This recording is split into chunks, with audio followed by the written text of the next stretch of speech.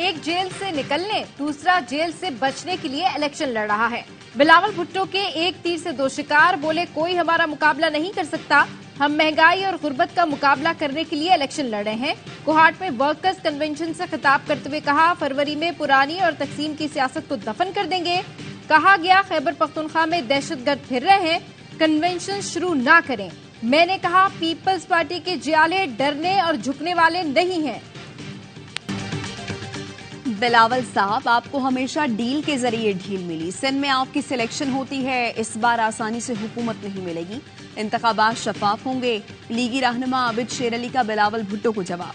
कहा, बिलावल को तकलीफ ये कि आप इस बार आरटीएस सिस्टम नहीं बैठेगा, आप सिलेक्ट नहीं इलेक्ट होकर आ जाए।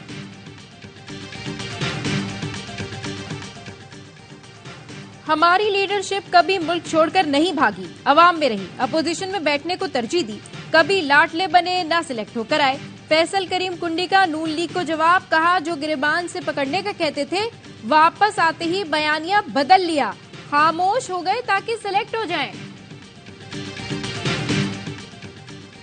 बानी पीटीआई की बाकियात कह रही हैं, उनके लीडरों पर जुल्म हुआ, इसलिए सियासत या पार्टी छोड़ रही हैं।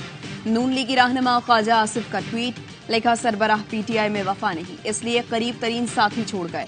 अंधे इंतकाम का निशाना बने, फिर भी 4 साल में नवाज शरीफ का एक भी एमएनए या एमपीए नहीं टूटा। और इसराइल की गजा में दहशतगर्दी, 24 घंटे में मजीद 300 फलस्तीनी शहीद कर दिए। शहीद फलस्तीनियों की तादाद 18,000 तक पहुंच गई।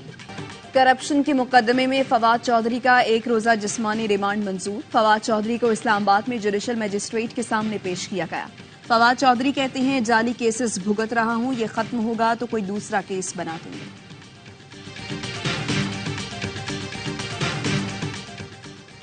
चेयरमैन सेनेट सादिक संजरानी ने सेनेटर शौकत तरीन का इस्तीफा मंजूर कर लिया। शौकत तरीन ने दुबई में चेयरमैन सेनेट से मुलाकात में इस्तीफा दिया था। शौकत तरीन ने तहरीक इंसाफ, सियासत और सेनेटरशिप छोड़ने का ऐलान किया था।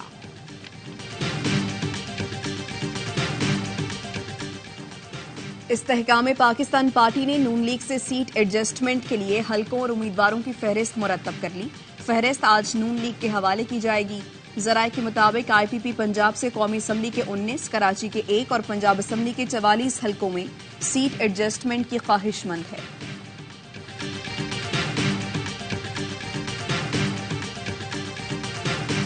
पाक पतन, जिला इंतजामिया का खाद की जखीरा अंदोजी के खिलाफ एक्शन। असिस्टेंट कमिश्नर ने गल्ला मंडी में छापा मारकर खाद के 2 गोदाम सील कर दिए। नईम बशीर के मुताबिक गोदामों से किसानों को खाद ब्लैक में फरोख्त की जा रही थी। सरकारी स्कीम के तहत हज दरखास्तें आज भी नामजद बैंकों में जमा कराई जा सकती हैं। गुज़श्ता रोज तक मुल्क भर में 28,800 हज दरखास्तें मौसूल हुई, जिनमें से 1,550 दरखास्तें स्पॉन्सरशिप के तहत थीं। रवां साल हज दरखास्तों की वसूली में कमी देखी जा रही है। 12 दिसंबर की मुकर्ररा तारीख तक हज दरखास्तें मौसूल न हुई तो कोटा सऊदी अरब को वापस कर दिया जाएगा।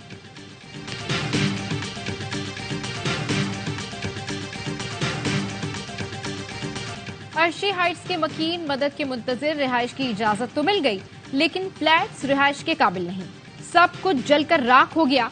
मकीन कहते हैं, हमारे फ्लैट मुकम्मल जल गए, सड़क पर आ गए। सब ने दौरा तो किया मगर किसी ने इकदाम नहीं किए। फ्लैट की बहाली और मुरम्मत में मदद की जाए।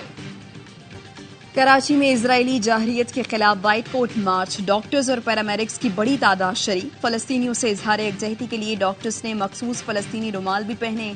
हाफिज नईम रहमान ने कहा, हमास के मुजाहिदीन ने 7 अक्टूबर को इजराइल को शिकस्त दी थी। इजराइल हजीमत मिटाने के लिए बच्चों और अस्पतालों पर बमबारी कर रहा है।